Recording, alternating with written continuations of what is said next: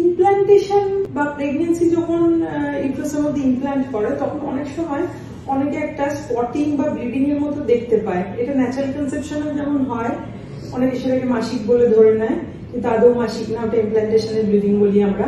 আবার আইভিএফ এও অনেকের হয়। আবার অনেক পেশেন্ট আছে ট্রান্সফারের কিছুদিন পরে, ধরো 7 দিন এরকম পরে হঠাৎ একটা ফোঁটা ব্লিডিং দেখলো। সেটা এক সময় যেমন তাদের কাছে ভয়ের কারণ ভাবলো যে এই অলরেডি ব্লিডিং হয়ে বোধহয় নষ্ট হয়ে গেল, বাট অনেক সময় সেটা ইমপ্ল্যান্টেশনের ব্লিডিং হয়। এই ব্লিডিং কিন্তু খুব বেশি হয় না, ইউজুয়ালি একটা হালকা স্পটিং টাইপের ব্লিডিং হয়। তো এনিওয়ে যে কোনো যদি ব্লিডিং হয়, যদি এটা ন্যাচারাল কনসেপশন হয়, তুমি তো বুঝতে পারছো না, যে ভাবছো হয়তো মাসিক এসছে, কিন্তু এটা মাসিক না। যখন মাসিক মিস করবে তখনই বুঝতে পারবে যে প্রেগনেন্সি এসছে। কিন্তু যখন আমার আইভিএফ বা আইইউআই এর পেশেন্ট, তাদের অনেক সময় আমরা যখন টেস্ট করতে বলি, সেই ওয়েটিং পিরিয়ডটা ট্রান্সফারের পর হয় 14 ডেজ। এই 14 ডেজের মধ্যে হয়তো দেখা গেল 7 দিন পরে তার এক ফোঁটা ব্লিডিং হলো। সেটা অনেক সময় কিন্তু ইমপ্ল্যান্টেশন ব্লিডিং হয়, এবং সেই ক্ষেত্রে সাকসেসফুল ইমপ্ল্যান্টেশন অনেকেরই হয়ে থাকে। কিন্তু যদি ব্লিডিং হয়, ঘরে বসে চিন্তা করবে না, আগেই তোমার ফার্টিলিটি স্পেশালিস্টের সাথে কন্ট্যাক্ট করবে।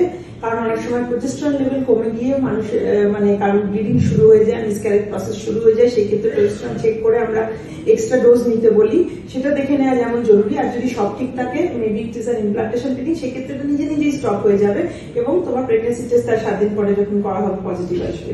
তো আইদার ওয়ে যদি এরকম কিছু হয়, অলওয়েজ কন্ট্যাক্ট ইউর ডক্টর এবং তাড়াতাড়ি সেটার ব্যবস্থা নাও।